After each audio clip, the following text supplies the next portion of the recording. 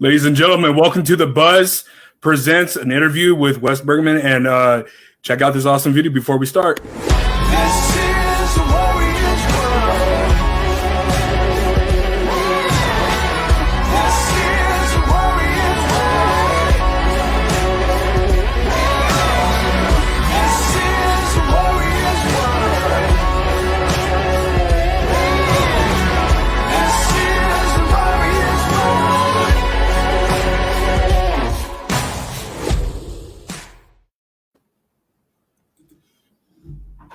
Ladies and gentlemen, Wes is here.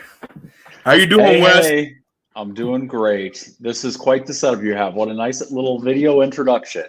You got to do it for one of the goats, man, of the challenge. So you got to do it right. You're right. So,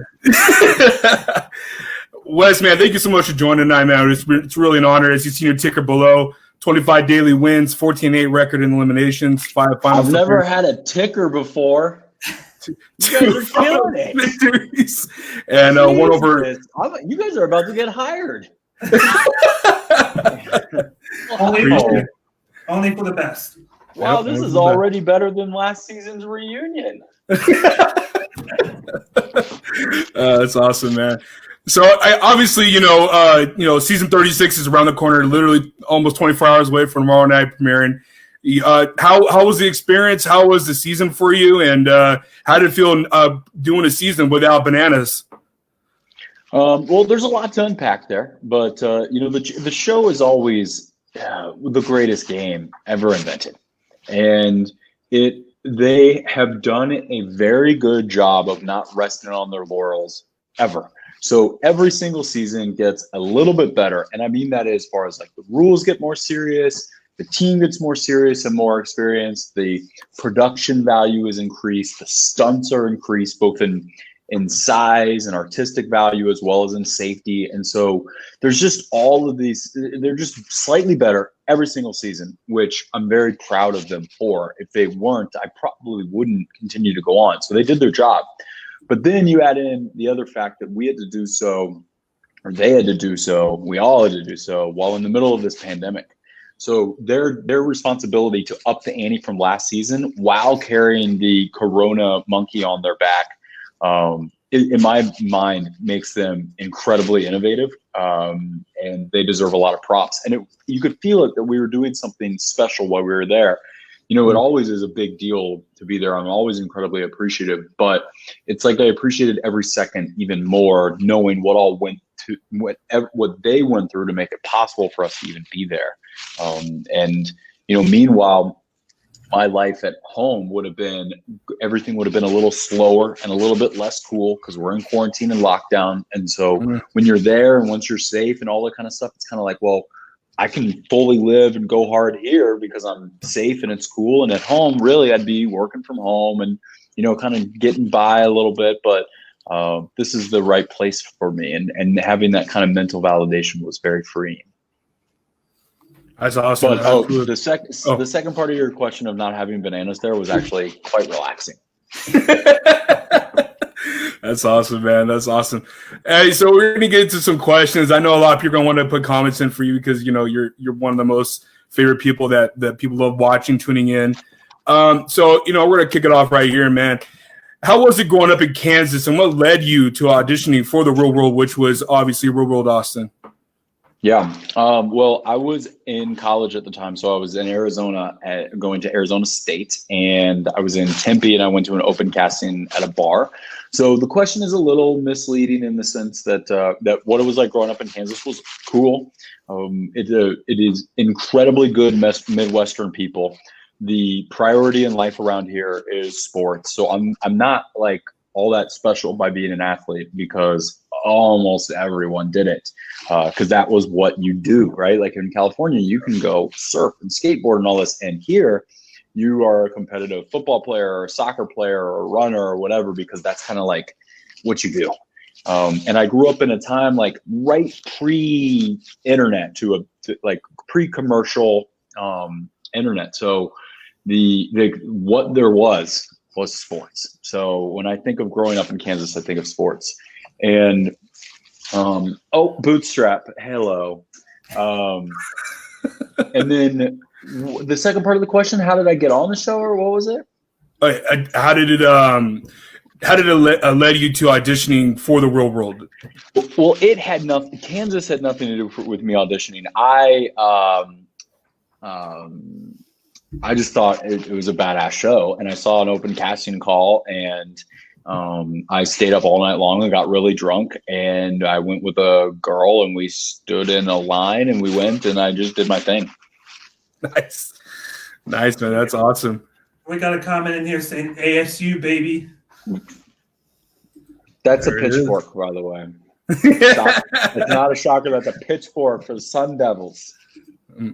We also, I also saw on your Twitter handle that a recent looks like a study or something came out about athletes in Kansas, and they had you at what, number 8 or number 9?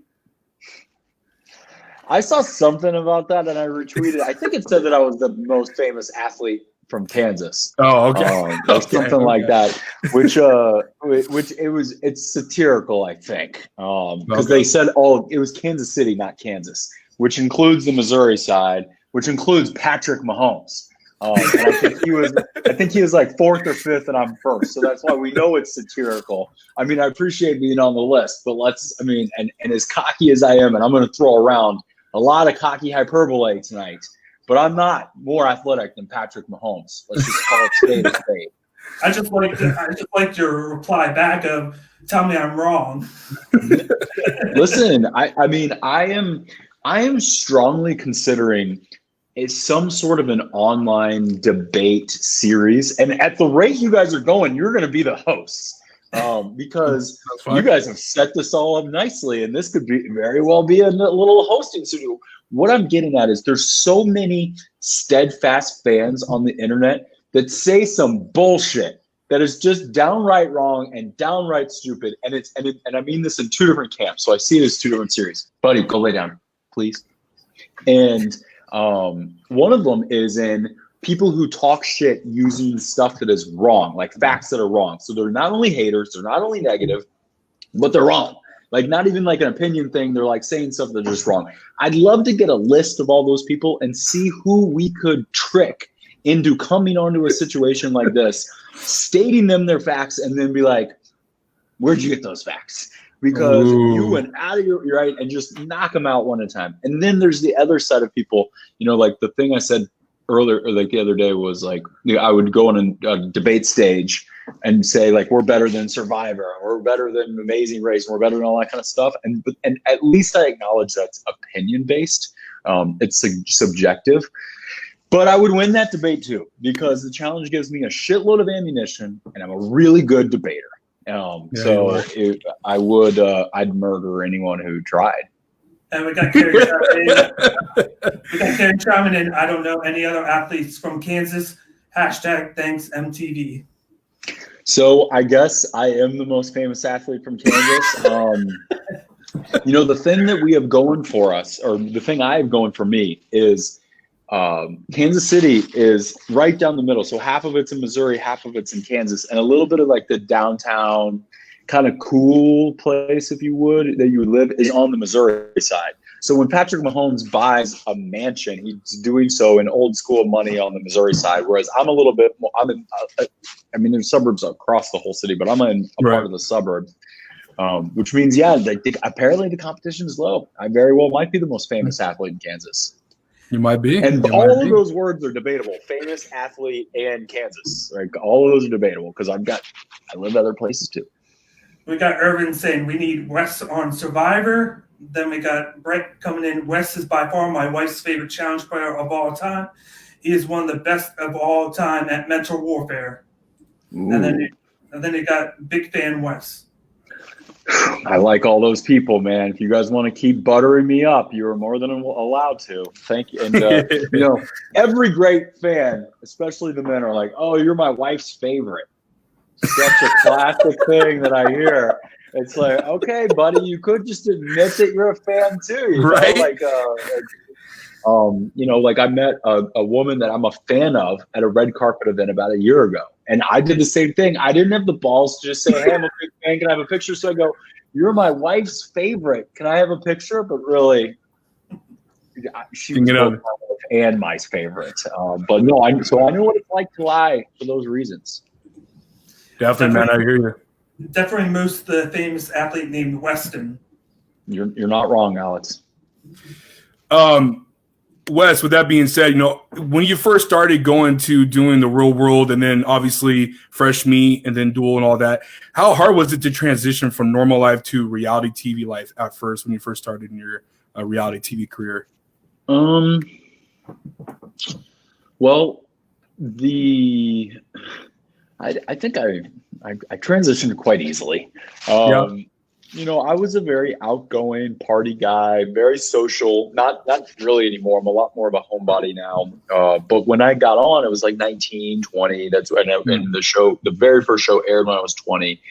And so when I went into the experience as a child, and you kind of, it's like there was a little bit of a transition. So you go from complete normal civilian to then when you're filming and going out every night with a camera crew following you, you're not famous, but you're very popular. Because how could you not be going out on 6th Street with a camera crew following your every move? You decided to leave the bar, 10 grown-ass men get up and follow you with a camera. I mean, it's like it gives you lots of clout at the bars, right? So that took me from normal person to popular person. Then there was this weird, I don't know, it was a quick 2 months-ish between when we finished filming and when the first episode aired. And, so it's back to normal for a little bit, but then the show airs and then you're kind of back to like that popular area. And then every episode gets you a little bit closer and closer and closer to a level of popularity that probably should be defined as fame. Now, obviously there's a spectrum of fame, right? That's why they call them the A-list and the B-list and the C-list. And I'm definitively a C or a D list or whatever, but it's definitely beyond popular, but pre-true famous. And this word celebrity is almost like too much. There's a weird middle ground. Reality TV star is probably the most fair, even though I'm not really a big fan of that moniker. Right. That totally makes sense to me. Yeah. I got Austin chiming in. Wes, let's get into it, man. Who's your best top 5 challenger of all time? Oh man, Austin, what a good looking guy we got there. Okay. Well, does he mean of any gender or does he mean of men or women? And I don't know. I mean, does it, how about you guys give me some direction on that? We'll go with any gender. Okay. Well, then let's start with 2 men and 2 women. And then I'll make decisions from there. Women, you got to give it to Evelyn as one of the women. Yes. She was very well rounded, and like just when Evelyn is kind of known for being an ass kicker, but it went right over everyone's head how smart she is. So and how political she was and all this kind of stuff. So she's a top girl. There's no doubt about it. On the guy's side, you got to give it to CT and Bananas. It'd be impossible not to put them two up there for different reasons, but they're just so synonymous with the challenge and they've earned it. And, Bananas has done better than anybody at using this platform as a lily pad to kind of build a brand. And CT is just this weird anomaly of a monster human being at random shit. Then the next girl, no, he really it's just. No, I agree with you. Almost everything. It might be like a bar game or whatever. It's like you're like, okay, enough being randomly good at shit. It's everything. He's just you eventually just start you underestimating him because like in baseball they say that a batter's due. Well, the opposite of that is he's due to suck at something. So every time you go into something new, you're like, well, CT's gonna suck at this because he's due, and he just never sucks. So where am I at? That's 3. I'm going to need another girl. I hate to do this, but I think I might. God, it just hurts me. Now, I'm going to define challenger before I say this name. Because I'm going with a full 360-degree capacity person on the show. As in a showman, an athlete, and I'm using athlete very sparingly with the name I'm about to say. Because this person is not an athlete. But they're great at the show. They're great at interviews. They're great at the strategy. They're great at the politics. It's Cara Maria. She had a string. Yeah, and no, she is not an athlete. Definitively not an athlete. But let me tell you what I like about Cara. One, she made it to a buttload of finals all in a row without hardly getting even touched in her last little run. She also had enough mental awareness to know that she was debatably one of the worst athletes to ever enter the show.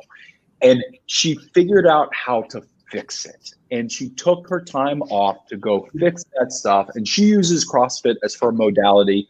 That's not necessarily the silver bullet, but that's what she chose to do. And she did it and she got into it. And that was, and so I give her a lot of props for that, where she found her weakness and she improved it. Same thing with on the politics, on the social aspect of things. She was so bad at politics and socializing because she's kind of an awkward woman. She fixed it. And then she turned into a person who was eventually feared from an athletic standpoint because she had prepped, as well as a force to be reckoned with socially and politically. I mean, shoot, on her last show, she built Cara's Cult, and that has like such a negative spin and feel and vibe and reputation, but only because of the branding of the way the story edit was done. If Cara's Cult was Wes's mob, let's say, then the editing would have made it look like it was a beautifully done thing. But instead, they kind of made it this like negative thing. Really, it deserved way more props than it deserved. Okay, so with those four being said, it's impossible not to put me as the last. Because for all the I agree. I just complimented all those other people on, I'm as good, if not better. So if I don't mind me saying, I deserve a spot. We got Austin. And yes, Austin, Josh does not get that top 5 spot. But let's talk about Josh. Let's give Josh some fucking compliments, okay? Because I think he deserves it. Josh gets an unnecessarily bad reputation. Josh, I'm sure when Josh got off of Big Brother and he knew that he was challenge bound, he started prepping, and he had a long way to go, but he hasn't stopped prepping. He uses the off season to take what would be traditionally not built for the type of stuff that we do, and he concentrates on his weaknesses, and he's getting slowly but surely better. And even though he got a weird edit last time, it was a true edit, it was a documentation of what actually happened, there was other parts of the story that weren't really shown, which is that he had a lot more power politically than people gave him credit for. So mark my words, Josh is moving up the ranks of he's moving up the ranks. Where exactly he fits, I'm not sure. Not a top fiver yet. He's still obsessed. And yeah, he's still obsessed. But we got to stop making fun of him for being obsessed with me, because that's not his fault. It's my fault. And like, you know, what are we gonna do? Like, make fun of everyone that's fallen in love with me? Like that'd be a very long list. It'd be very annoying. And so I'm not gonna judge Josh for being on the list. That's fair. And with that being said, could you possibly see if Darrell and Derek had more chances of coming on the show? Could you easily seen them get into that position where Bananas and CT is? No, because notice how I had to stop and define challenger. I'm using challenger as a 360 degree. You're getting tested in every area of the rubric and who gets the most points. And Darrell is debatably the best finalist ever on the show. Jordan, there's a good chance Jordan is as good, if not better, of a finalist than Darrell. But for that reason, they're going to win sometimes. You let them get to the end, they're going to beat you. And that's great. But then when you start looking at like the hilarity of interviews or lack thereof, when you start looking at the politics and the scheming and the cunning aspect and the building up of alliances and using them like chess pieces in a big master game, they don't score as many points. And so I look at the word challenger as one big rubric. Not every category is the same amount of points that you can score, but there's still a lot of points in a lot of different categories. And that's why, that's why those guys aren't on that list. Now, they're great competitors. They've got a lot of heart. And I've grown to love them. I have a jocular rivalry with both of them, but it's laid on the foundation of respect. Like, I respect both of them, but yeah, there's a little bit of a rivalry there. But so I like to give them little jabs here or there, just because I think it's fun. But they're great men. They've grown into great adults and great fathers, and I'm proud that they're in my family, even if we give each other shit. That's awesome, man. That's really good. I like that explanation a lot. Looking into it, man. Did you expect yourself to ever become such a pivotal player in the challenge? Definitely not. Back when I started though, like you didn't think or ever, you would never have said, oh yeah, there's going to be 36 seasons and people are going to be invited on. I think I just did my 14th one or something. Never, that really wasn't a thing. It hadn't evolved into more and more of a sport yet. So it didn't even matter if you had been on a bunch or even if you had won, because it just didn't matter. And so, the show it wasn't like that. So even if it was, I'm glad it wasn't, because it allowed me to get in early. And it's like I got in accidentally at the right time that the stock rose, and I just rode the wave of the stock. And yeah, I did well in my, and I still continue. Bootstrap, please go lay down. I know, but it's not your interview. Your interview's after this with a doggy podcast. Yeah, there's a system. He hates to not be in the action, so sorry. It's all good. I think I lost my train of thought. I was just asking you if you ever thought you'd become such a pivotal player in the challenge. Oh, yeah, no, not at all. I mean, now I understand why. I'm really good at that rubric. Yeah. I'm athletic enough to be good at almost every daily, good at almost every elimination, good at the finals. So no matter what we show up to do, athletically, I can defend myself and do well and possibly win. And then politically, I understand how that works. I'm not afraid to do it. I also enjoy it. So I put myself in those positions because I want to be there. I want to do it. And then I understand the importance of, it's not playing a part, but it's helping the story, the producers tell the story that's actually happening. I'm not changing things up. I'm not manipulating things. I'm not helping them edit it weird. I'm literally just giving them more footage of what's actually happening. And there's a lot of players that hide their game because they want to keep it secret or whatever. And I'm willing to take it on the chin a little bit and maybe play a little bit more of a public game in pursuit of, we're there to document it. It's a documentary of a game. And some people forget about the fact that it's both. Some people just care about the documentary. Some people care just about the game.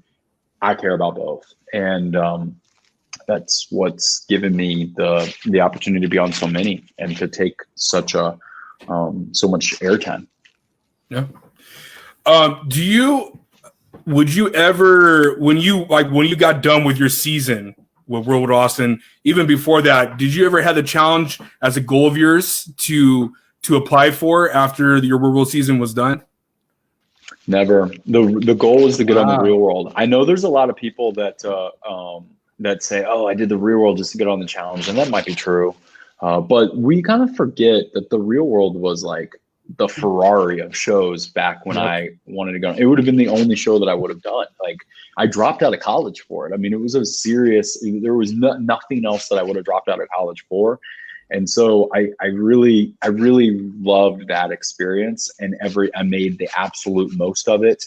And that ironically, and you almost could say that about a lot of things. This is almost career advice just in general, but if you're working for the promotion as opposed to working for the job that's in front of you right now, you're probably putting the cart before the horse, and ironically, you're not going to get that raise. Yep. Well, like I was like, my job was I didn't quite understand what the job meant, but I did when I did the real world, but I did know that my mission was to be myself and to be outgoing, but it was also to open up and be transparent and be vulnerable. And I milked every last second of it. I had the time of my life, and doing that qualified me for the challenge. And then I kind of went into the challenge with a little bit of the same mindset. And I've never taken I remember, and I to this day, how much I wanted to be on the real world, and I've never forgotten that feeling. To where like I would have done anything to get on the show. And so now, like, if I'm invited to a challenge, I don't go in like, oh man, it's my 14th one, I'm just gonna like get and just get my paycheck and just do whatever. No, I take every single one as seriously as I possibly can, prepare as much as I can, and always give them what you all deserve, because I remember what it was like to really want to be on the show, and I'm never going to forget that. That's awesome, man. I love that. I love it. Even better is that the Real World Awesome is literally my favorite Real World season. And I'm not fanboying on you. I'm just being real with you. I've seen all of them. That one's my favorite. Facts are facts.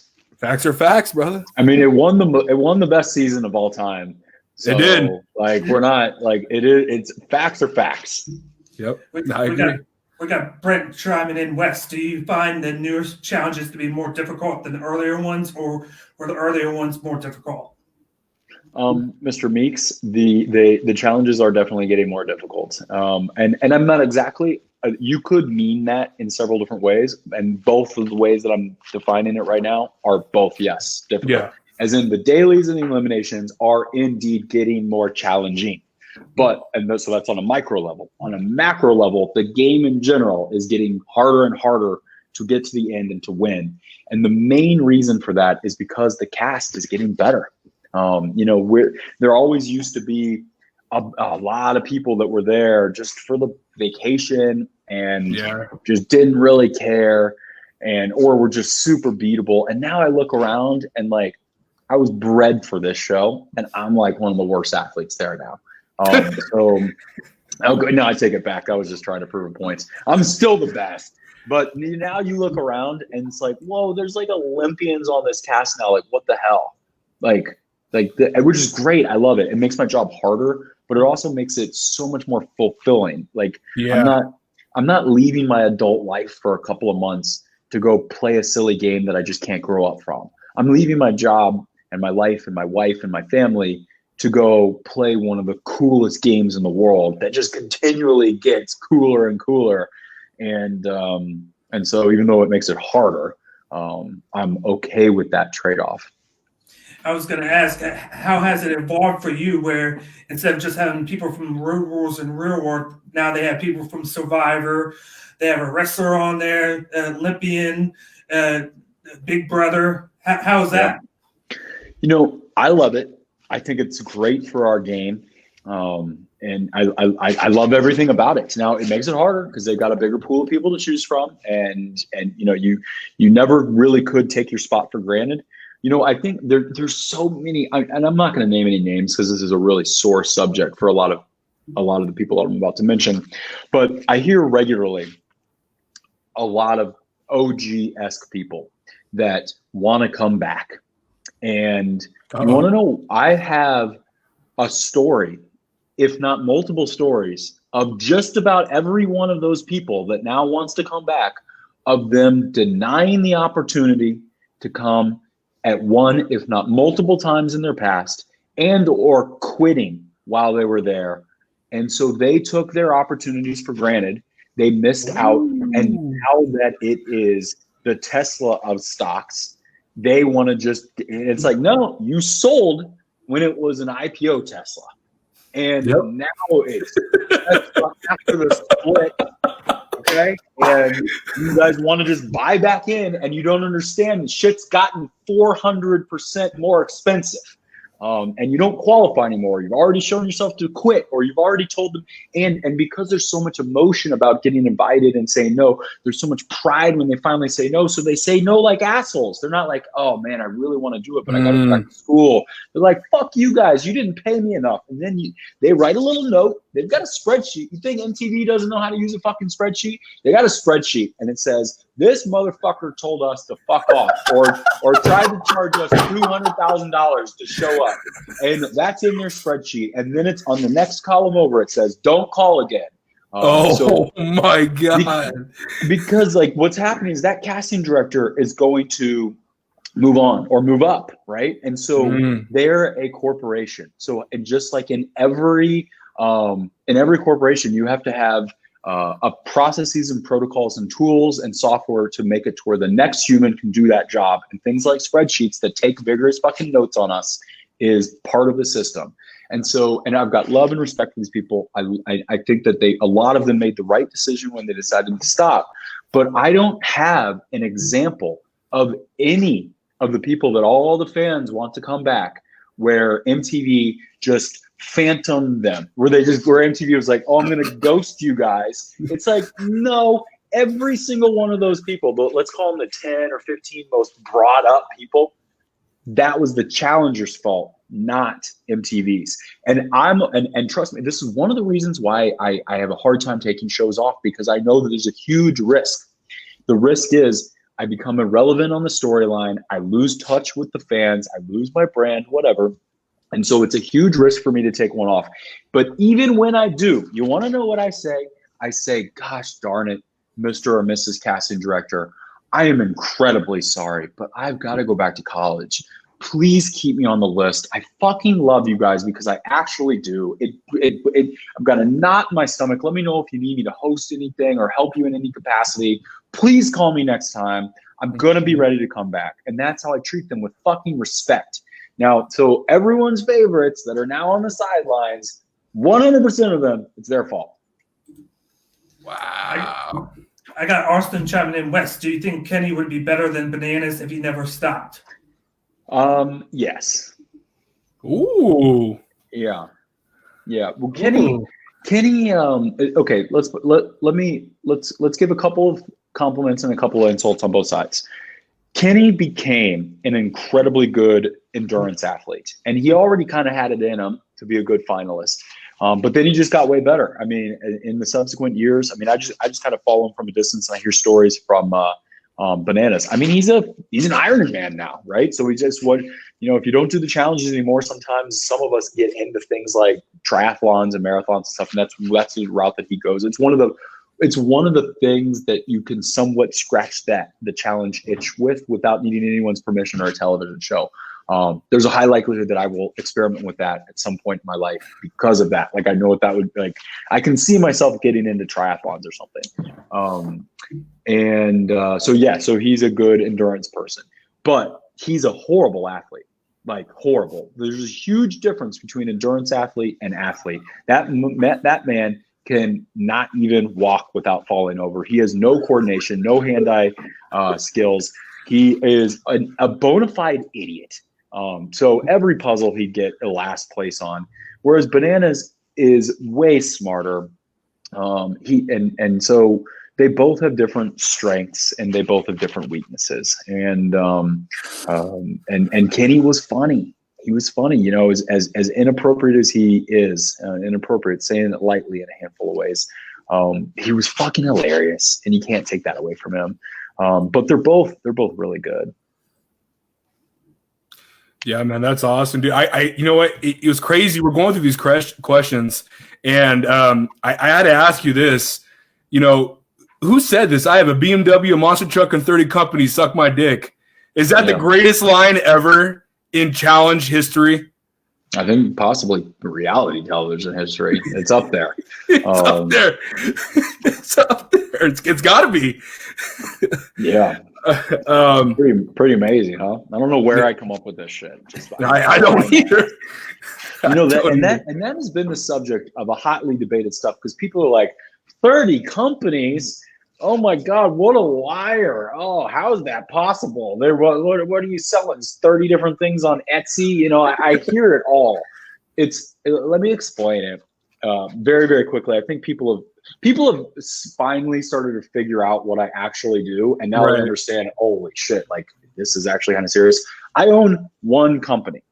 It invests in various capacities in lots of startup companies, cohort style. 10 companies at a time, roughly every quarter. We're now in 2 different cities.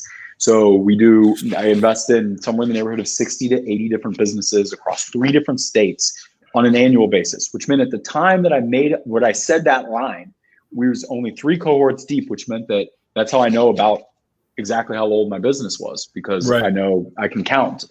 So 30 divided by 10 meant we were about a year and a half old. Because at that time we were doing them every 6 months. Then our demand got so big that we turned them every quarter, and then we doubled by going into 2 different cities. So at that time, yes, I did own part of 30 different businesses. And now it's somewhere in the neighborhood of like 350. Congratulations, man. Congratulations. Yeah, we posted over $100 million in sales in 2020. That's awesome, Wes. Good job, man. Congrats. And did that idea stem from, like, I understand with the college you dropped out and all that, but did you have this No, I went idea back to after? college. I went back to Oh, college. you went back to college. My bad. I'm after sorry. after I won the duel, I went back to college as essentially Okay. a promise to my family, and I'm glad I did. But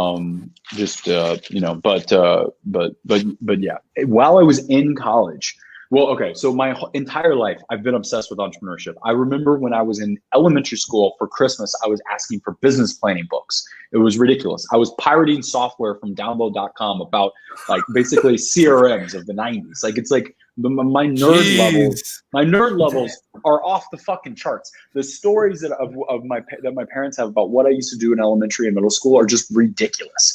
And so it's just been my passion forever. Like I don't know why, but it's just I've been driven to entrepreneurship. But I always thought I was insane because almost all my friends were into, I don't know, sports, girls,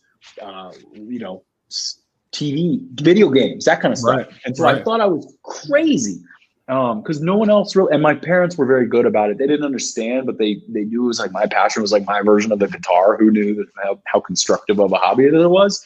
And it's way more than a fucking hobby. So they did a good job of empowering me as best as they knew how to do.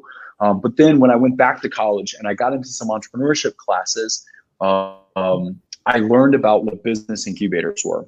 That got me into a program in my college that was kind of special that you had applied to, and inside of it was exclusively entrepreneurs. And I remember what it was like when I got into that room, and it was like, oh, I'm not crazy. We were just spread out. We didn't know where each other were. There wasn't internet chat rooms about entrepreneurship where we could find each other. And even if there was, I was a fucking minor who no one would take that seriously. So it was like finally a bunch of people that were my age that were interested in entrepreneurship. And then I realized, holy shit, there's a lot of us. I'm not insane. Right. Now I can stop being gaslit by my lower achieving friends. And then I realized that right there was the defining moment where I learned what a business incubator was and learned the power of just being around other entrepreneurs and how we scratch each other's backs and help each other out. And it's like we share stories and we save a lot of money and time and we accelerate all of our progress by being around each other. And I was like, well, I think I can package that.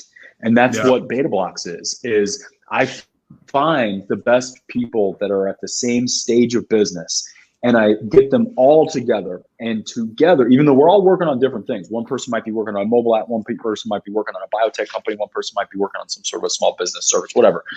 But because they're all the same stage in that, let's call it year 1 to year 3 age, right? Then we put them through classes, we give them all the office space, we connect them with mentors, I buy them all this one-on-one consultation from specialists from across the region. And they grow together, they hire each other, they share services. They're each other's kind of quasi co-founders to a certain extent. And in exchange, they all cut me in. That's awesome, man. That's crazy. I know people want to keep talking about challenge, but I'm more interested in the things that you're doing. How did Project Friends of Benefits come about? And do you plan on keeping it around? And are you going to continue with the show? I remember we watched the web series on it, but how did it come about, man? It was really awesome. Yeah. Okay. So I had been. It's a kind of a long story about how the idea happened, but the idea in various capacities happened a year before quarantine. Where Devin is one of my favorite people to have phone conversations with. And weirdly enough, here's another weird one. Paulie. I love talking with Paulie on the phone. I don't know why. I'm the first to admit, I'm just going to put it out there. I fucking love talking with both of those two guys on the phone. They're great phone conversationalists. And for whatever, and so you got to have business people, and entrepreneurs especially, need to have people where you can safely give off bad ideas, because all of our shit is bad ideas until it gets thrown out into the world and you get another person to kind of ask questions so you can kind of sniff out what parts of your shit is stupid and what's not. And Devin, if I remember correctly, I'm starting to lose touch on the details, had the best kernel of the idea. Like I took it and ran with it with his permission. That's why he did it with me. But his idea was basically the porn version of what Friends and Benefits was, which was get a bunch of OnlyFans sluts together, put them in a house, record the whole thing. They get to share all these fans, and it's obviously great content. Oh, and obviously, and you want to know what my reaction was? Exactly what you guys just did. Okay, exactly what you guys just did. It was okay, Devin. You're hilarious. That's obviously a good idea. Everyone would want to watch that show. That should be a show that is picked up. But I got to tell you, man, I'm not going to produce that show. I'm not going to touch that show with a 10-foot pole. I'm a married man. I'm not on OnlyFans. I've got a job. I've got investors. I've got board members. I've got fucking clients. I've got press. I want to go on another challenge. I'm not just going to like get into producing porn in my mid-30s. So we had a lot of fun with the idea. Fast forward to about a month before lockdown. Dee was in Los Angeles, and she was partying a lot, and she was with like the most irresponsible woman in all of fucking reality television, which was Georgia Harrison. And so she was stuck in Los Angeles with Georgia Harrison, and then the lockdown rumors started happening, and she was already going to come out and visit me for 2 days. 2 days. I had tickets to go. We were going to sit on the grass for a MLS soccer game, have like the full Kansas City experience. I was going to dedicate 48 hours to giving her the Kansas City experience. And I call her up about a week before she was about to come. And I said, the soccer game just got canceled. All of our bars are closing. We can't do anything. Don't come. Go back to Australia. And she interpreted that as come a week early and not leave. So she did the complete opposite. And, I didn't really want to fight her because I wanted her to be safe. And she was not safe. And she was buying mace and weapons because she can't not put herself in dangerous situations. So what she does is she continues to put herself in dangerous situations, but just bring weapons. So I'm like, okay, this is a really ridiculous situation. So, okay, fine, come out. But you can't stay with me, because this is going to get a little ridiculous. So get an Airbnb. And by the way, about 2 months before that, I had moved Nehemiah to Kansas City to help me with a business venture where I needed a guy to lead a team that required skill sets that he's a stud at. And subsequently, we have proved that was a correct hypothesis, and he's still here. But I needed him so fast that I put him in a hotel, a flea bag motel. And so I was like, oh, well, maybe I can kill two birds with one stone. Dee has got all this fucking challenge money that she just won. She can get a nicer Airbnb, and him and Nehemiah and Dee can become roommates. And so they did that. And so they lived in a city called Prairie Village down the street from me, and started going through quarantine. And then they started fucking. So then they started fighting. Yeah. Oh, yeah. Oh, yeah. Then they started fighting. And what I'm thinking to myself, Jesus Christ, why do I not have a camera in this house? Because this is just too good. And then I started thinking, because of quarantine, my business is basically paused. So I didn't know what to do. Right. Everyone in the world is trying to figure out what's going on. Meanwhile, I still had that bad porn idea from Devin. And so I called up Devin and I go, Devin, I've already got 3 cast members that are here in town already just doing what they do. I've also got a filmmaker who's sidelined for all the same reasons. Devin, why don't you come down? We bring a couple other people. We just film it for a couple of months and we put it on Patreon. And he was like, okay. So that's kind of how that happened. It was a combination of his bad slutty idea with like quarantine hit, and Dee and Nehemiah were already there.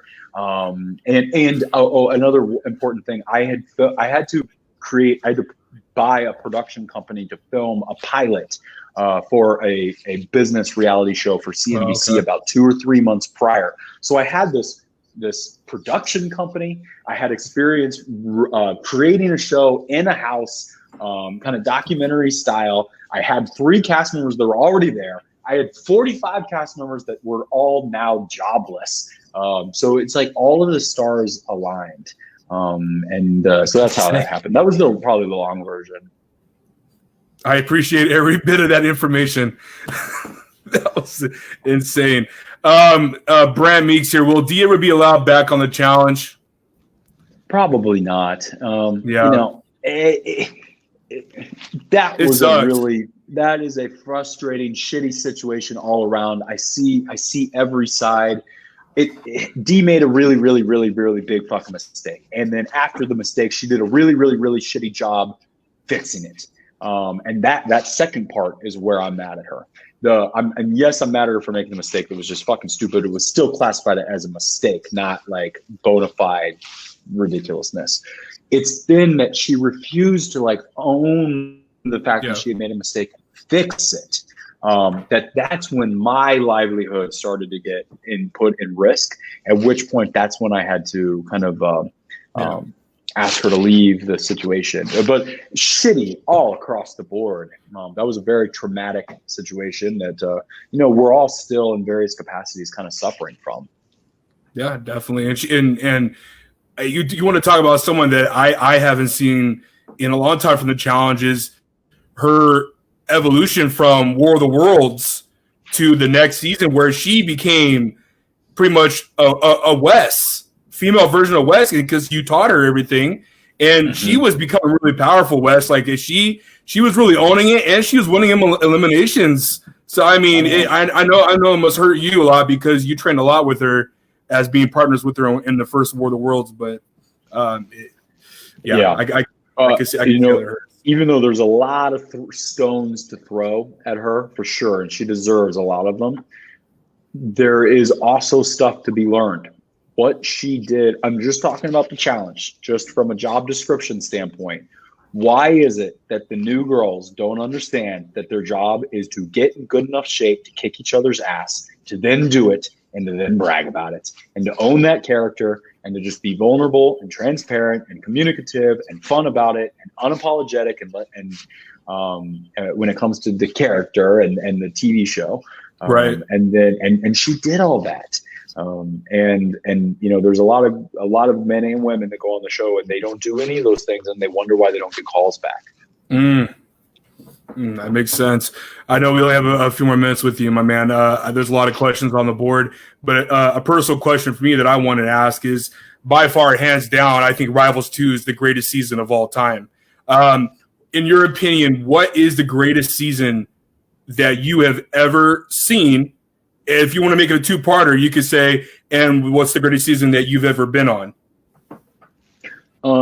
I think that Vendettas is a very special season. Like, if I'm going to try and choose one that I wasn't on, and give props to, I think that that's my favorite. That was if I remember correctly, that's when they brought in the British people, which was obviously a really smart move, both because it works. Just in America, it works to have a handful of Brits there, but it also meant that they could, sorry if I get nerdy, but they could syndicate it to Europe, which meant that by adding just a few Brits, which already would have been smart anyway, but now it made it to where they can click one fucking button, and they just and now all of a sudden one button, and now MTV can put it on televisions all over the place. So from a business standpoint, that was good. It was also the first time that they did a tribunal, which I think was extra fun scenes that they hadn't had before. It added a fun element of getting the right amount of people power. There was a lot of previous games. It was like you either get first place or then there's 19 people that got essentially last place. And it didn't ever really make sense. It was too much power in the hands of one person.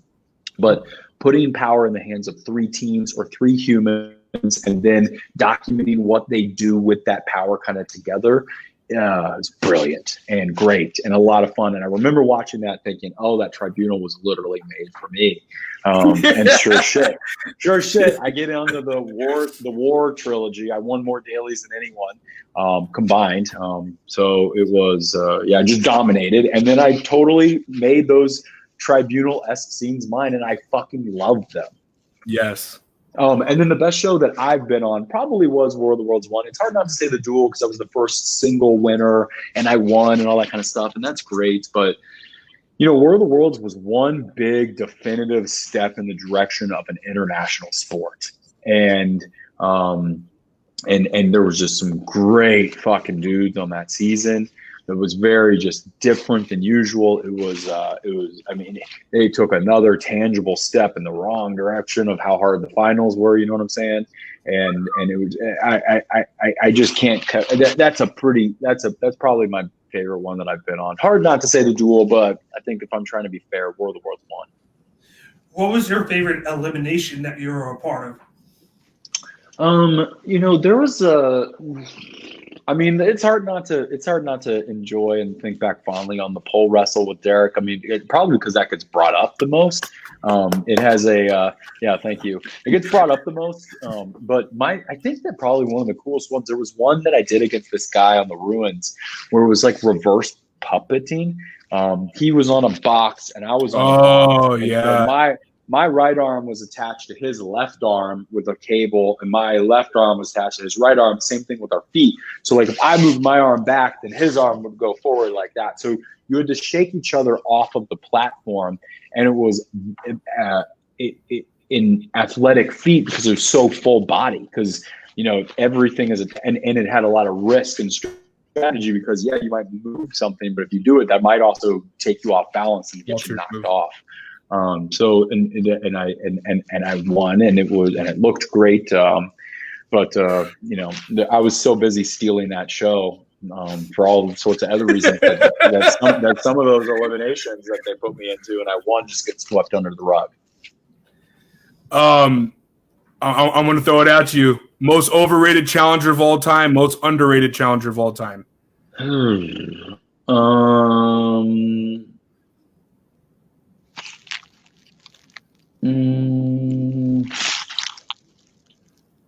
know. That's a tough one. I mean, nothing's coming to mind for either. I mean, underrated. I mean, Nehemiah kind of got screwed, and I'm biased. I agree. I'm biased, but he won some really important eliminations. He is a challenge champion. He was a little bit ahead of his time with like the spiritual leader. But mindful person that he is, but still has like he's just phenomenal. And in his last season, they paired him up with Evan, and Evan had to quit because Evan had an obligation for his school that he had to be in Israel on, I don't know, some date of the month. And so he was going to stay as long as he could, but at some point he had to throw it, and that's what he did. And Nehemiah got taken down with him. No way. So the end of Nehemiah's kind of tenure got taken from him because he got paired with Evan, who had another obligation somewhere else, and we never saw either of them again. How did you feel about Landon as a challenge guy? Because I know when he was around, he did a good job on some of the seasons. That would be a good nod for overrated. Now, again, we've got to. I love the reaction. I mean, because I love getting that reaction. But we got to define things, right? That all contracts start with definitions and then explain how they use those definitions. We're saying challenger, are we not? And we've already defined challenger. He is top 2 or 3 best athletes that has ever been on the show.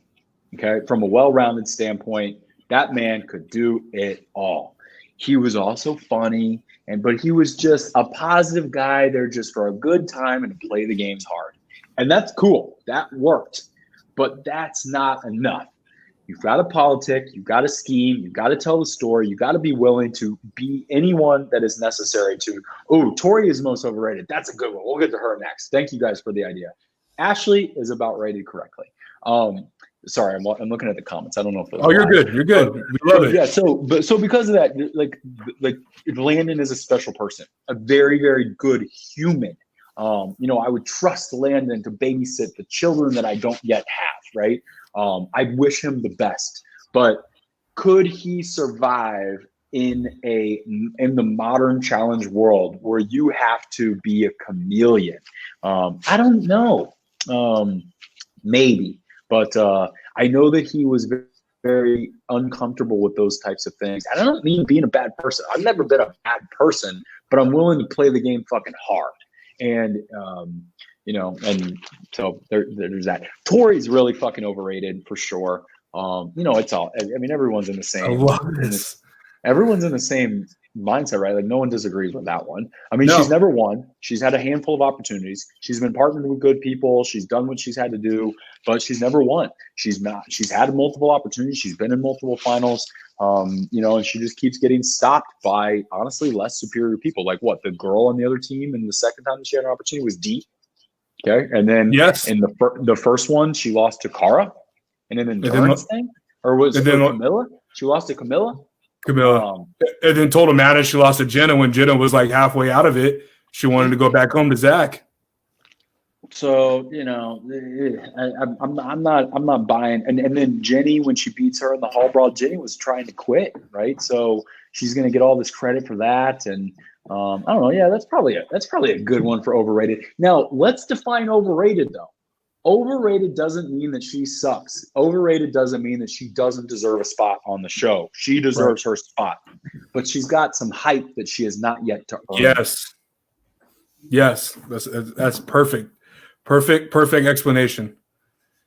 The realness is so delish with Wes right now. We got about I know we got about like 4 or 5 minutes. A couple more questions, Wes. What are the fans? Actually, no. Let's end it like this. What are the fans willing and are ready to watch this season? Can you give us like a little preview? Like, is it gonna be like do you think the season, the format of how it was is the most intense? Is this like the most stacked cast? And do we expect another outing of the West that we know, who we saw on a trailer last night is the most, you declare yourself the most cunning player of all time? Are we going to expect even more? If I don't think cunningness is a word, but in that form. Okay. The season is getting hyped up pretty well, but unlike the Tory conversation, it is not overhyped. The games were on another level. The game itself, like the format, the rules, whatever you want to call it, stole from itself in some of the fan favorites' best rules from the past, while then still giving it a very fair new element. Not so new that it's like, well, this is totally different, but enough new to where it's an evolution. It's different. Nice. So the sets, the games, the stunts, I mean, it was just out of this world. And it looks truly out of this world because like where we were at almost looks like an alien land. And it's just, we've already seen some clips from it. It's just, it looked like that. Like that's not fake. That's what Iceland looks like. So there is a history is going to be made in this. There's going to be things that happen this season that are going to be talked about for many years.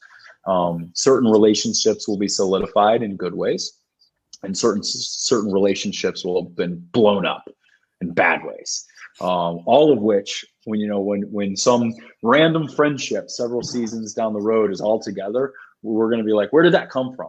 And it will stem back to this game. And then certain fights will happen in a season or two, and that big fights or rivalries or whatever.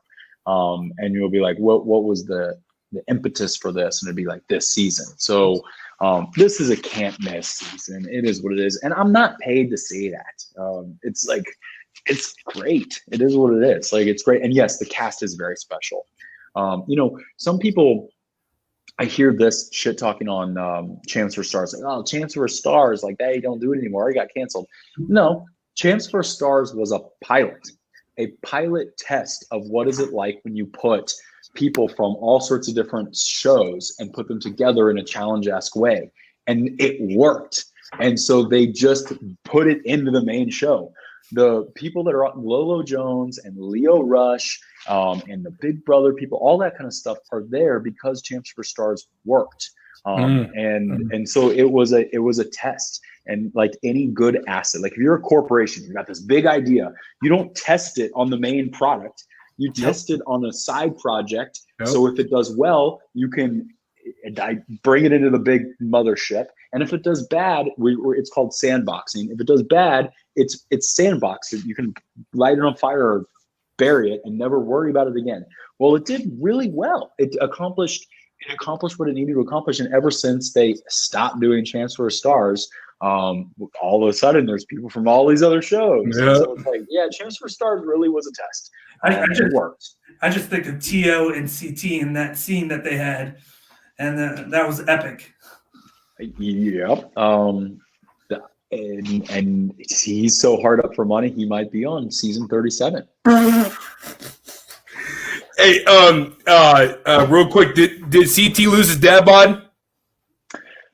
As he alluded to in the thing that aired on Monday, he is not a dad bod any longer, but a fatherly figure. Okay, here's some good hype on this, and this I'm very happy to say and proud to say as his friend, and essentially his fucking little brother, honestly.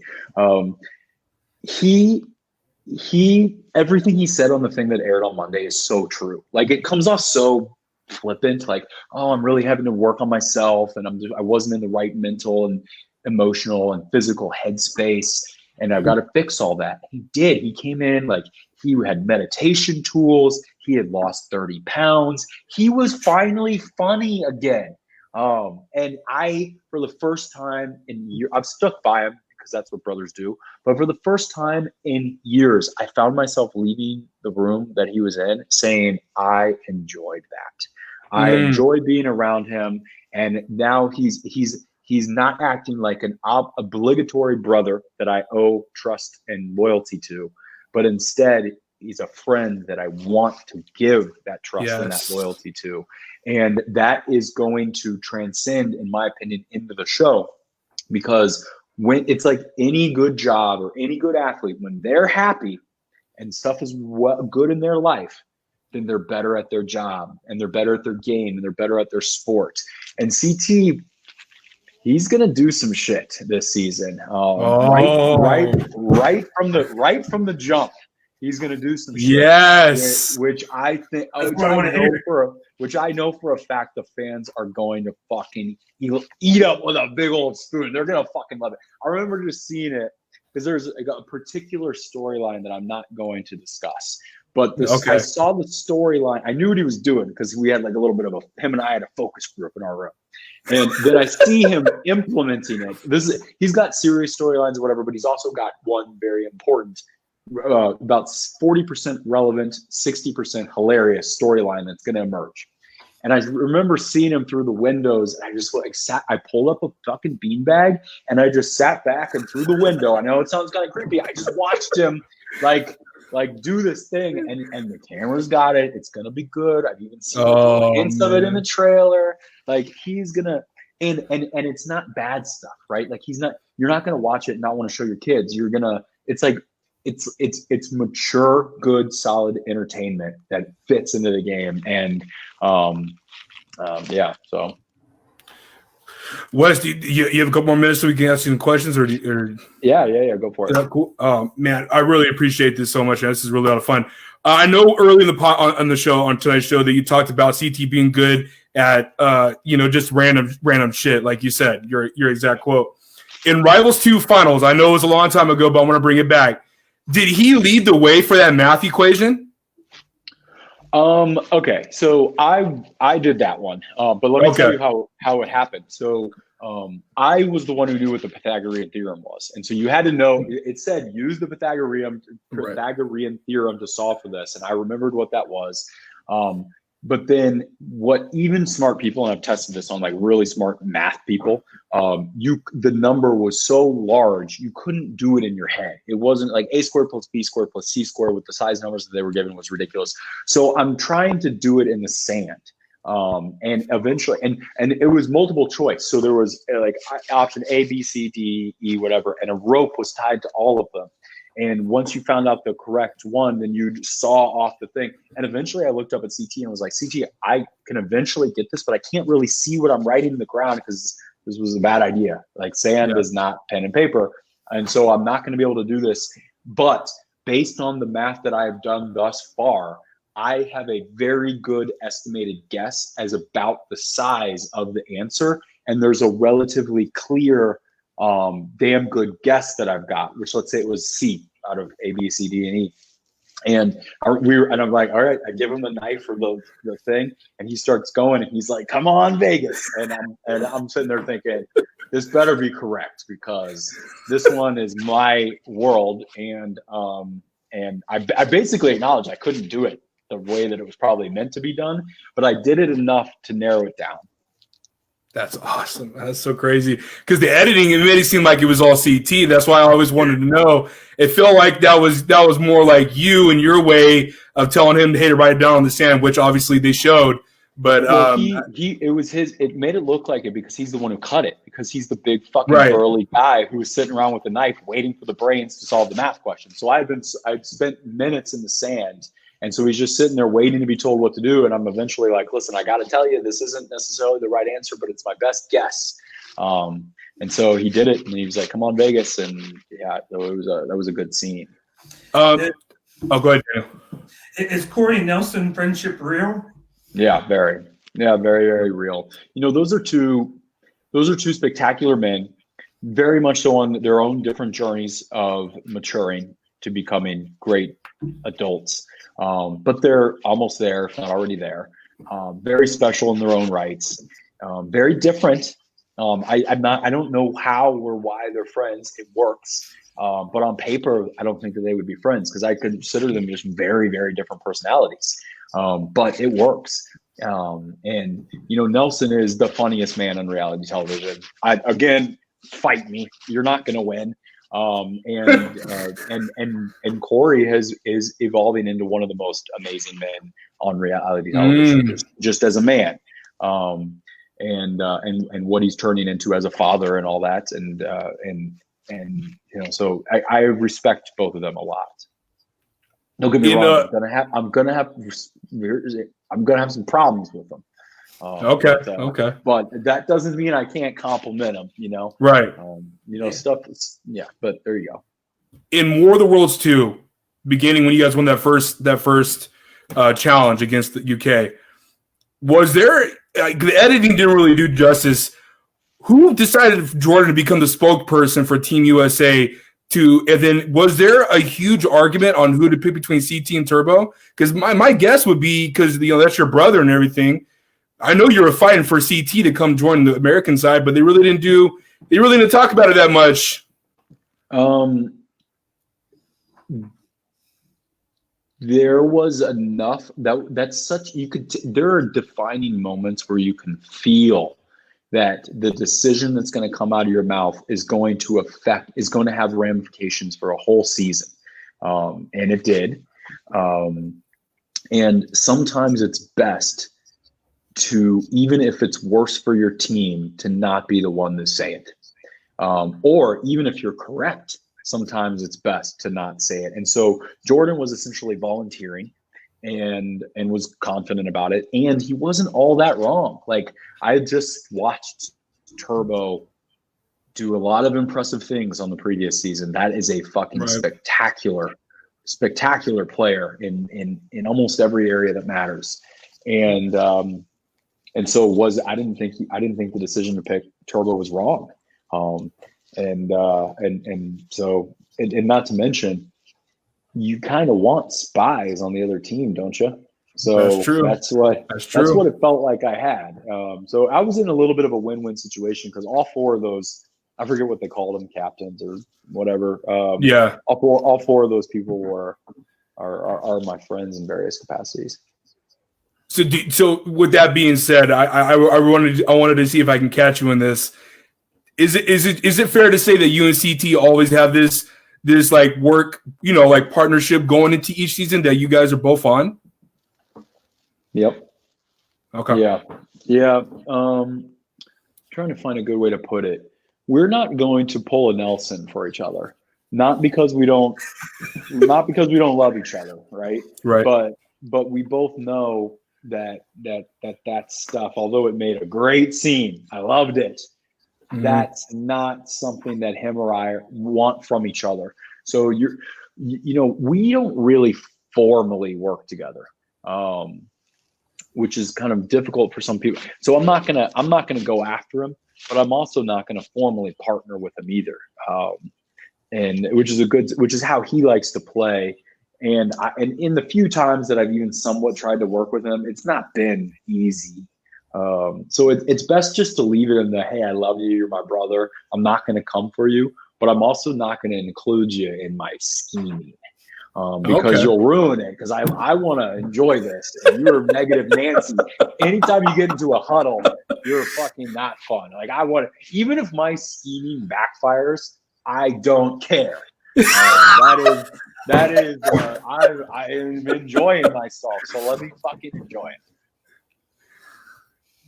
Definitely, man. That's so awesome. Just a couple. I know you got to go soon, but do you think Cara and Paulie will ever come back?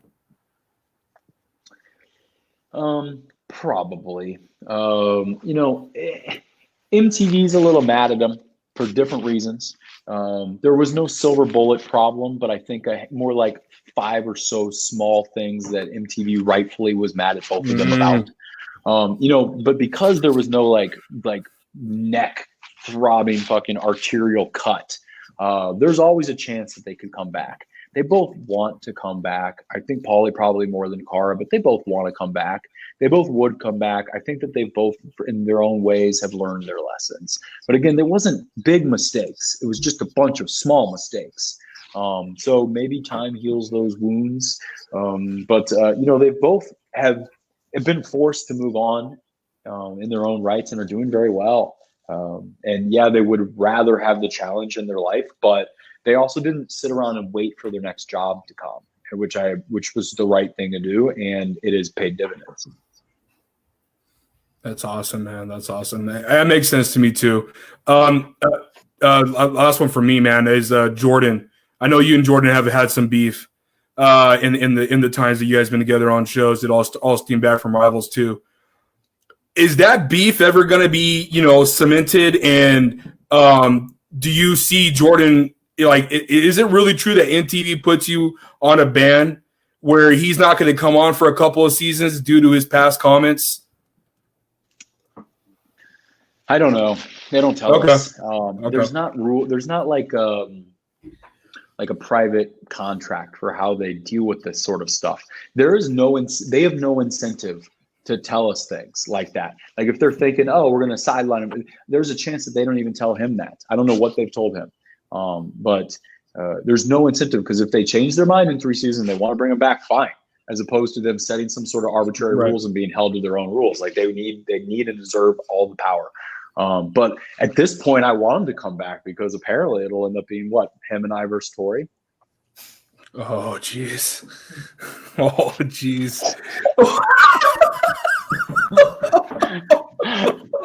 Just joking. I'm sure that they're going to be. I'm sure that they're best friends and soulmates for life. And their relationship was very real. I have a lot of respect for both of them. I have a feeling that Jordan has moved on, and I have a feeling that Tori is going to continue to do this game, and she's going to be very good at it. And so we know Tori moved on, according to the pictures that we saw yesterday.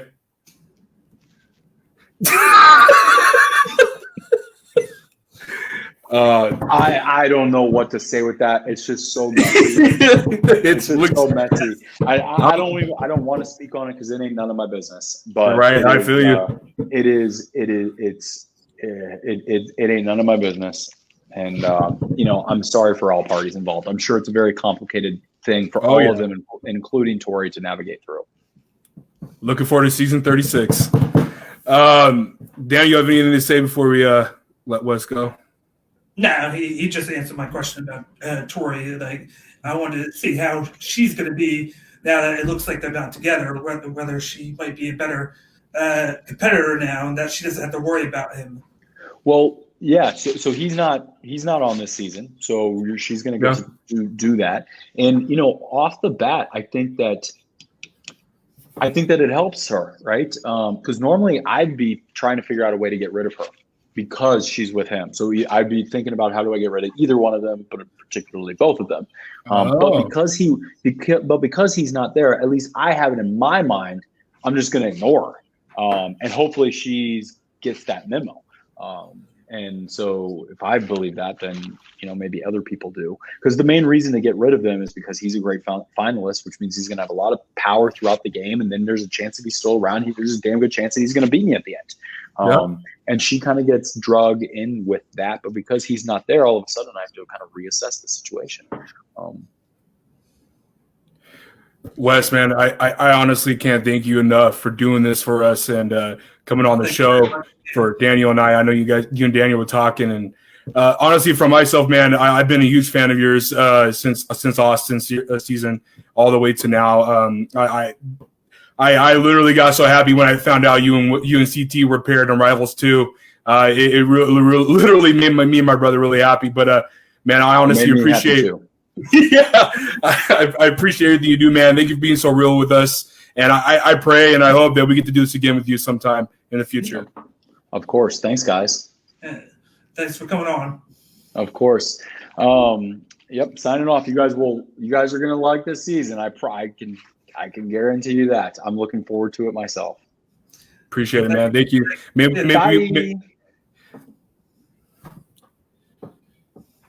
Guys, thank you so much for tuning in tonight. That was Wes Bergmann, one of the goats of the MTV's show, The Challenge.